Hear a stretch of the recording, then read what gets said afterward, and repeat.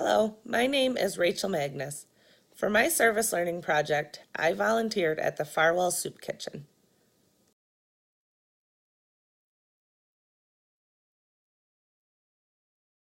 This photo here shows part of the dining area. It's all set up and ready to serve the community. Lunch is served every Tuesday and Thursday. While soup is often served, it is definitely not the only thing on the menu. The first day I volunteered, we made ham with green beans, baked beans, fresh fruit bars, fresh veggies, potato salad, and a blueberry dessert. The second day I worked is the menu shown in this picture. And for Easter dinner, steaks were served. The soup kitchen offers a variety of different foods every day. And while you may never know what will be served at the next lunch, one thing is for sure. It will be delicious and it will be filling.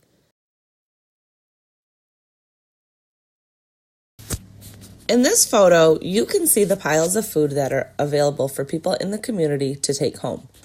Not pictured is the table full of various items such as clothing, shoes, toilet paper, laundry soap, books, hand soap, knickknacks, and pots and pans.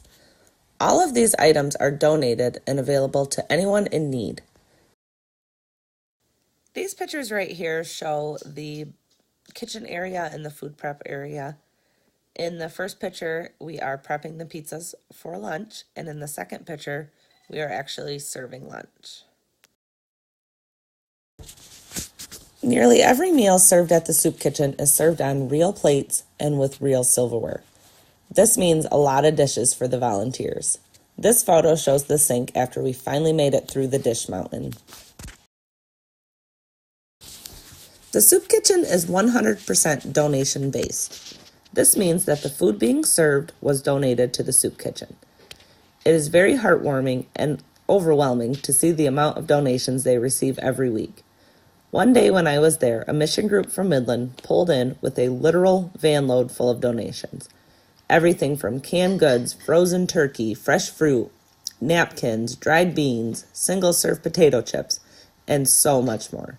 These pictures show the stockroom after the large drop-off and before things got put away.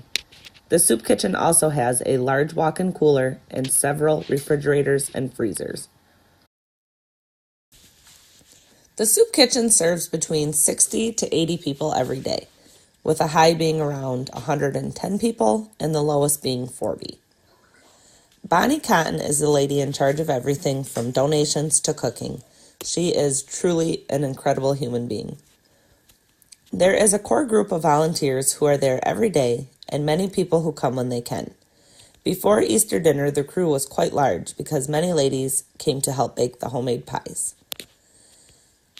After every lunch, a cleanup crew comes in. They are volunteers from the Disability Network of Mid-Michigan.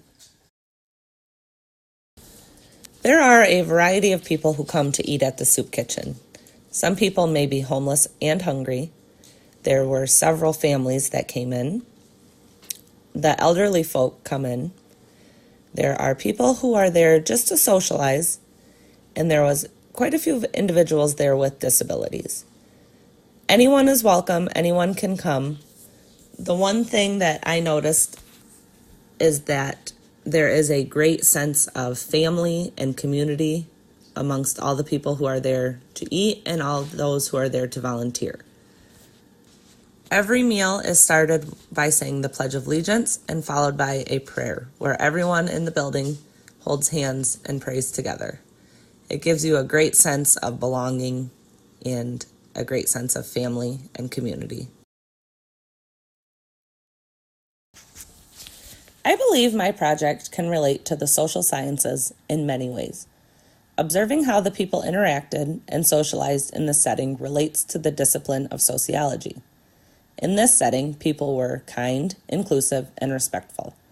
The minds and personalities of both the patrons and volunteers can be studied in the psychology discipline. The volunteers are so selfless and giving.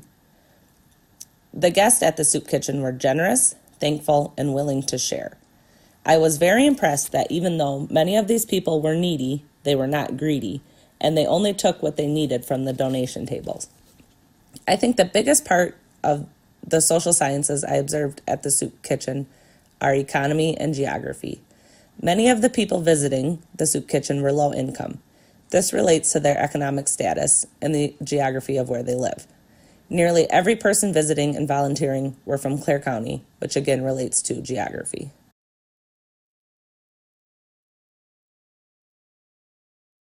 After completing my volunteer hours, I was left with many feelings and thoughts. I felt very happy every time I left because I knew that I did something helpful and meaningful to those in need. I felt a sense of giving and pride. I was proud of the work I did for the soup kitchen and proud to be able to serve the community a delicious meal. I was also left with an overwhelming appreciation for the volunteers, especially Bonnie, and for all those who donate to the organization. It is completely amazing to see how much food is donated to them and how they are able to provide for so many people in the community.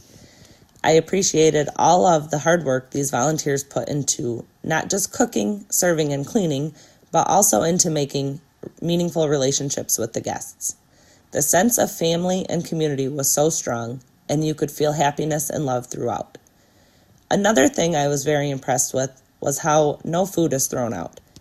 Anything that is left over after lunch can be picked up by guests in takeaway boxes. Anything left over after that is then distributed to other local food kitchens, mainly the ones in Lake and in Harrison. I am very honored and thankful to have been a part of this experience, and I will definitely be back to the Farwell Soup Kitchen to volunteer again.